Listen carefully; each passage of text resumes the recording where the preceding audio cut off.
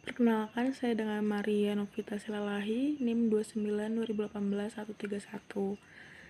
Menurut saya tentang pemahaman sejarah bahasa Indonesia, sejarah bahasa Indonesia sendiri muncul itu karena ada faktornya bahasa Melayu. Pada zaman dahulu, orang Nusantara lebih memahami bahasa Melayu, mudah dipahami. Seperti daerah-daerah Sumatera, itu sudah banyak yang menggunakan bahasa Melayu. Nah, bahasa Melayu sendiri itu sudah sampai pada Asia, sehingga pada zaman dahulu orang-orang menggunakan bahasa Melayu untuk berkomunikasi. Dan bahasa Indonesia itu diresmikan pada tahun 1928. Lalu pemuda-pemuda Nusantara juga saat itu berkumpul bersama untuk mengucapkan ikrar tentang sejarah bahasa Indonesia itu sendiri, yaitu yang sering kita kenal dengan Sumpah Pemuda. Itu pada tanggal 28 Oktober 1928.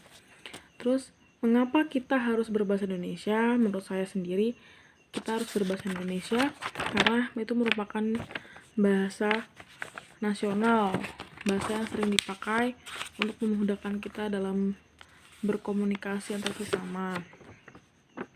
Cerita mengalami kesulitan dalam berbahasa Indonesia.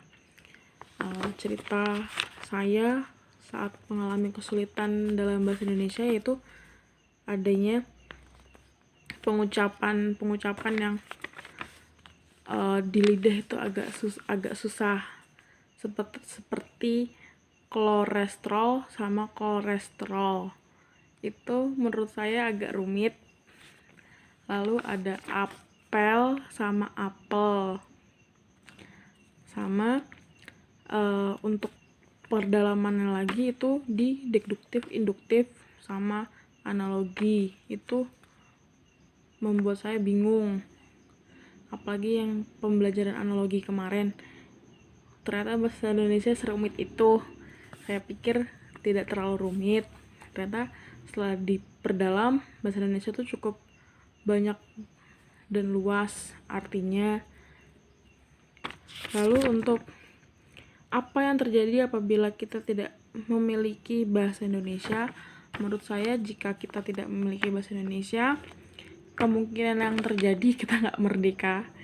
Karena pada dasarnya kan seperti balik tahun 1928 itu menggunakan bahasa Melayu dan diresmikan bahasa Indonesia, itu kan sudah merupakan suatu kemajuan.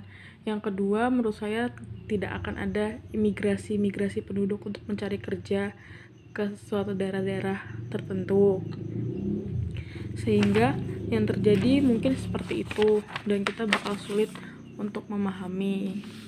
Contohnya saja saya keturunan Batak Jawa, besar di Bekasi, menggunakan adat Sunda. Setelah kuliah di UKSW, harus belajar bahasa Jawa. Dan mempunyai teman-teman yang kebanyakan dari timur yang berbicara cepat, itu saya harus benar-benar memutar otak saya untuk bisa mencerna kata-kata mereka. Jadi menurut saya menggunakan berbahasa Indonesia yang benar itu sangat dipelajari gitu. Terima kasih, Bu.